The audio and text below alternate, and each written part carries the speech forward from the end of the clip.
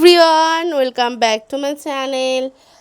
সকাল সকাল রেডি হয়ে বেরিয়ে গেছি মামার বাড়ি যাওয়ার উদ্দেশ্যে। আজ মামার বাড়ি যাওয়ার কারণ হচ্ছে আজ হচ্ছে রথযাত্রা। আমার মনে হয় এই পবিত্র সুন্দর দিনটা সবারই খুবই ভালো কেটেছে। আর এরকম বলছি কারণ আমি এই ভিডিওটা পোস্ট করব রথের পরের দিনকে, ক্লিপগুলো রথের দিনের।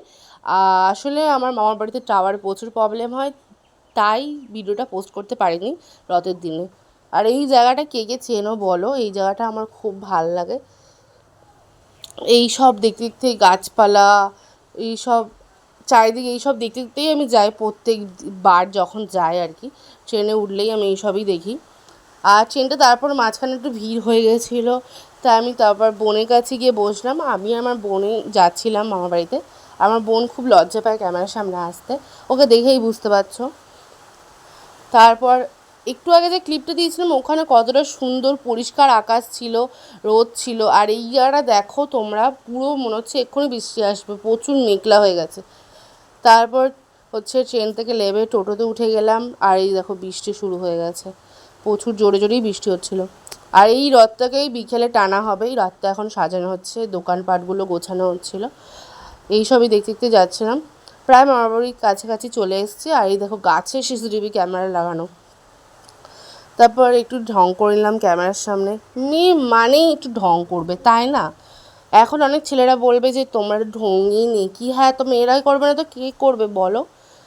তো তারপরে এই যে আমরা চলে এসেছি মামার বাড়ির রাস্তায়, আর আমার দিদা আমাদেরকে নিতে এসছে।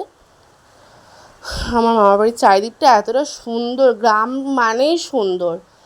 আর আমার গ্রামে আসলে এতটা ভিডিও করার ইচ্ছা হয়, বাট আমি ভিডিও করতে পারি না। আর এই মন্দিরটা খুবই সুন্দর দেখো, এখানে বাচ্চারা বিকেল হলে খেলে, আমরাও আসি বিকেলে। আর তারপরে এই দেখো মামার বাড়িতে চলে এসেছি। এটা হচ্ছে আমার মামার বাড়ি। এই যে বাড়িটা দেখতে পেলে, এটাও আমার মামার বাড়ির ঘরই।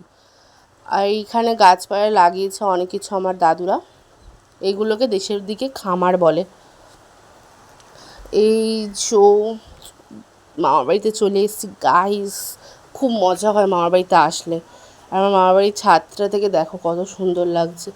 সব সময় বৃষ্টি হতেই আছে। এরকম বৃষ্টি হলে কারোর ভালো লাগে রেডি হয়ে কোথাও বেরোনোর জন্য?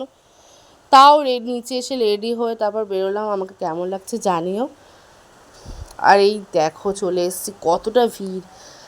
সবাই দর্শন করে নাও জগন্নাথ ঠাকুরের। জয় জগন্নাথ। কত সুন্দর লাগছে না, কি কিউট। আর এটা হচ্ছে আমার মাসি হয়, আমার মায়ের কাকার মেয়ে।